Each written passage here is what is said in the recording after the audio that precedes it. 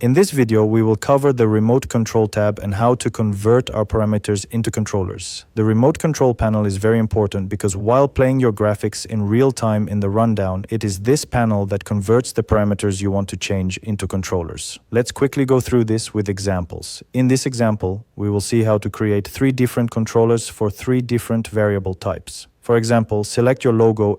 In the details panel of this logo, you will see the remote control icon next to almost every parameter, which indicates that it can be sent to the remote control. You can also see the same icon for parameters or properties in the Material Designer panel. The property we want to convert into a controller is directly the texture itself.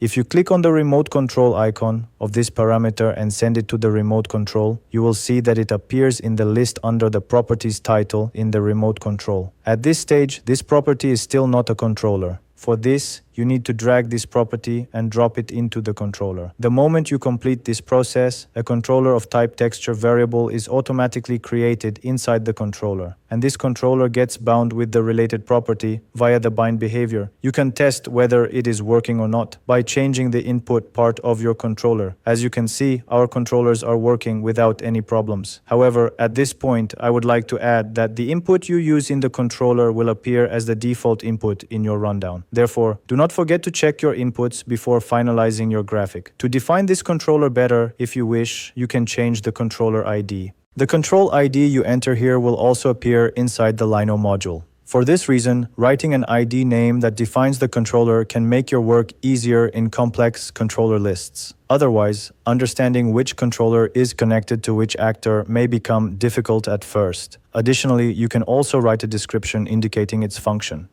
To see what types of controllers we can create, click on this icon. As you can see, controllers can be created with many variable types. You can also define your controllers manually by directly using this list. For example, to define a text property, add a controller of type string. Currently, this controller is not connected to anything.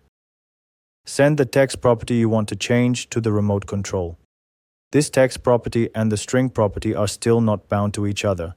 Since we want to convert the property directly into a controller, set the behavior of this controller as bind and drag the text property you want to bind into the actions section of the controller. You have now defined your property as a controller. After this process, our text was deleted because actually there is nothing written in our controller. Enter the default text you want into the controller, and you will see both the viewport section and the properties section updated. This means that we have successfully completed our process. Of course, I only showed this method to explain the logic of creating a controller more clearly. While working with the bind behavior, just like with the texture controller, I recommend directly creating controllers by drag and drop. The third type we will use most often is color. You can also convert this into a controller by sending the solid color property to the remote control in the same way. In general, we converted these 3 types that we most often want to change into controllers. So, what if we want to control multiple properties with a single controller? To understand this, create another controller. But before that, delete the 3 controllers we created so far to avoid conflicts with the new controller we will create. And let your controller's variable type be a Boolean. Since we will specify a condition, select conditional as the behavior. When the input value is false, drag all the properties you want to bind into the actions section. Or you can also use buttons such as add selected and add all here. Then, when it is true, update the parameters using the properties panel to create the state you want.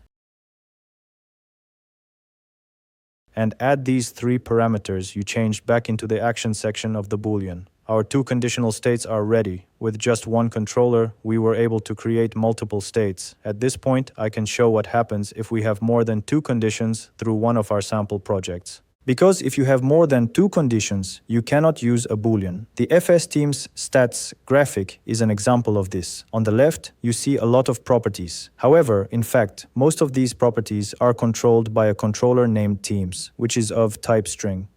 If you type 1, Arizona Owls appears. If you type 2, Philadelphia Blackbirds appears. If you type 3, Las Vegas Spartans appears. If you type 4, Kansas City Wolves appears. So, in short, conditional behavior helps us in many ways. It allows us to control different properties at the same time with the property type we want. At the end of the day, these controllers form the basis of our change functions, and we can produce as many different scenarios as we want in real time. Thank you for listening.